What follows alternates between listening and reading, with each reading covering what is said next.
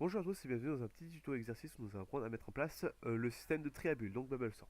La technique consiste simplement à passer plusieurs fois dans un tableau et de comparer les éléments qui vont se suivre deux par deux. Ces éléments ne sont pas dans le bon ordre, on les échange tout simplement. C'est parti. Hop, mise en place. Donc moi je fais tout dans une classe. Alors hop, toujours première lettre en majuscule. Je vous présente l'algorithme que j'ai déjà mis en mémoire. Début de notre fonction, on va avoir deux boucles for. Premièrement pour le passage donc de 1 à la dimension de notre tableau.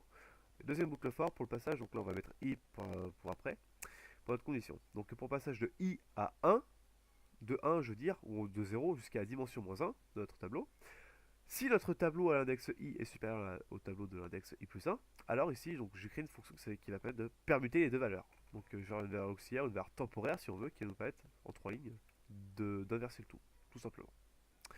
Alors mettez en pause, essayez d'effectuer ce petit exercice, et nous allons voir si vous y arrivez ou pas. Et tout de suite la correction. Donc je vais créer deux variables privées, donc un qui va être mon tableau, l'autre ça va être la longueur de celui-ci.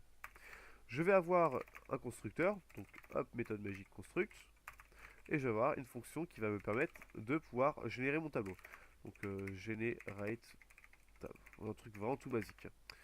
Je vais dire dans une boucle for, donc i égale 0, je vais dire que je veux 10 valeurs, c'est parti, et hop, incrémentation. Je vais faire je vais appeler la fonction array push pour pouvoir introduire dans mon tableau, donc vstable, je récupère ici, un nombre aléatoire entre 0 et, on va faire simple, 100. Alors ici j'ai mal écrit, hop, voilà, donc je formate, voilà. Ensuite je vais initialiser du coup ma variable length qui va être égale à la taille de mon tableau. Donc on va utiliser, moi j'utilise sizeof, on peut utiliser aussi la méthode count. C'est tout bête. Donc ici, je vais récupérer du coup mon tableau. Je viens déjà que c'est un tableau, hein. Enfin, ma table. Et je vais faire this generate table. C'est tout bête. Ensuite, tout ce que je vais faire, c'est donc si je vais afficher mon tableau, ce que je vais faire, je vais afficher donc hop 0. Ensuite, voilà, là ici, on peut utiliser du coup length pour la taille de notre tableau. I++. Et ici, je vais faire un echo. Alors, j'oublie le R juste là. Echo de notre tableau à l'index et on se trouve, tout simplement. Et pour pouvoir voir donc les valeurs différentes qui s'y trouvent, je fais une concaténation avec un espace. C'est parti, on regarde déjà ce que ça donne. Hop, alors j'ai juste oublié un petit truc. Il faut que j'instancie ma classe. Je vais appeler bs égale new bubble sort. Voilà, j'actualise. Hop, et on peut voir déjà que j'ai un tableau qui n'est pas trié. Rien d'ordre de croissant, en tout cas. Donc 96, 9, je peux le faire plusieurs fois, regardez. À chaque fois, c'est des tableaux aléatoires qui sont générés. Et j'ai bien 10 valeurs présentes. À l'issue de ça, donc je vais avoir déjà une fonction. Donc hop, je vais mettre en public, public fonction b sort pour bubble sort. Donc on va imbriquer du coup notre algorithme. Première boucle for, donc je vais mettre for a égale 0. A inférieur, donc faut bien comment dire, faut bien se souvenir, c'est inférieur à chaque fois.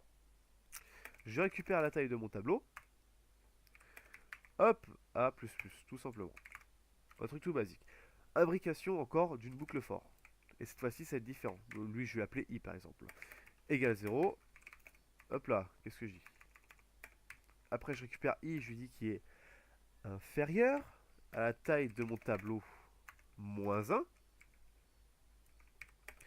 Je fais un petit incrémentation à chaque fois de circuit. Et après, ici, donc, c'est ici, donc, soit j'appelle une fonction qui va me permettre de swap, soit je peux faire directement ici, donc variable temporaire égale vis tab à l'index i, tout simplement.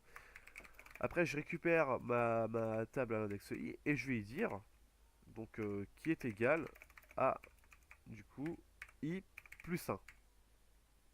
C'est tout bête, c'est facile à mettre en place. Alors, j'ai oublié juste un petit truc, c'est la condition forcément. Donc, il faut que je teste si mon tableau à l'index i est supérieur au chiffre dans mon tableau à l'index i plus 1. Alors j'effectue mon petit truc ici. Hop, je formate mon code. Voilà. Donc je retourne où est-ce que j'en étais. Du coup, je récupère mon hop là, tableau à l'index i plus 1 et je lui dis que maintenant il va être égal à la variable temporaire que j'ai créée. Soit mon tableau, enfin le nombre qui est présent dans mon tableau à l'index i, tout simplement.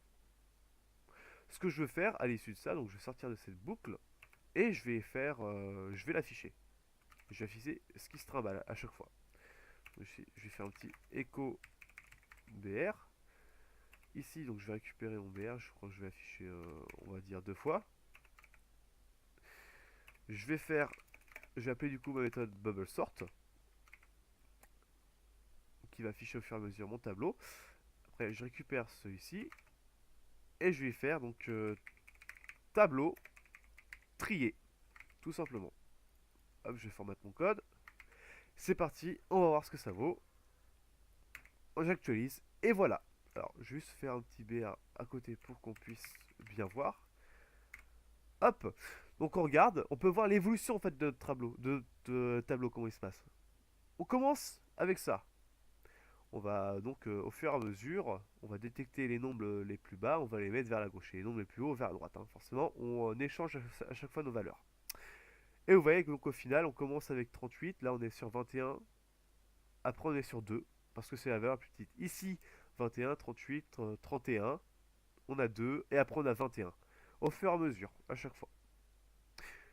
Donc voilà, j'espère que maintenant vous comprenez comment ça fonctionne. Je t'ai été un petit peu vite, mais c'est un petit exercice au début, donc où je vous ai présenté l'algorithme. Donc essayez de le faire. Là, c'était juste la correction.